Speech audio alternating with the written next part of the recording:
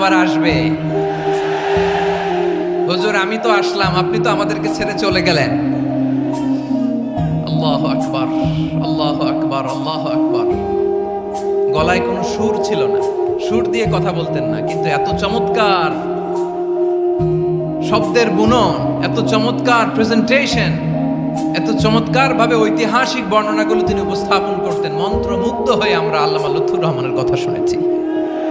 অন্যের জন্য শুভ কামনা করলে এটা ফিরে নিজের দিকে আসে, এটা খেয়াল রাখেন। এটা একটা লাইফ হ্যাকস শেয়ার করতেছি, আজীবন কাজে লাগবে। অন্যের জন্য যেটাই ভালো কামনা করবেন এটা ঘুরে আপনার দিকে আসবে।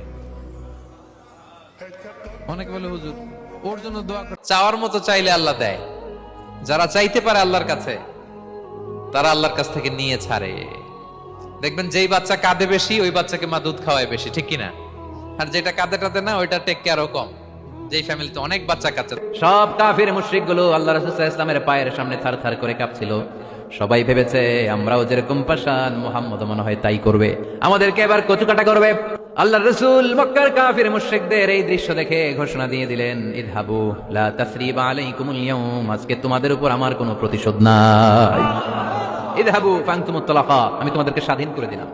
ঐতিহাসিকরা বিশ্বনবীর এই বিশাল দিল দরিয়া দেখে অবাক। তারা বলতে বাধ্য হয়েছে, in the long history of the world there is no instance of magnanimity and forgiveness which was showed by Muhammad সাল্লাল্লাহু, when all of his enemies laid under his feet and he forgave them one and all. পৃথিবীর ইতিহাসে ক্ষমার এরকম নজির কোনো মানুষ দেখাতে পারে নাই। যখন তার ঘোর শত্রুরা তার পায়ের সামনে বসে থার করে কাঁপছিল, তিনি চাইলেই পিষে মারতে পারতেন, কিন্তু তা না করে তিনি ক্ষমা করে দিয়েছেন।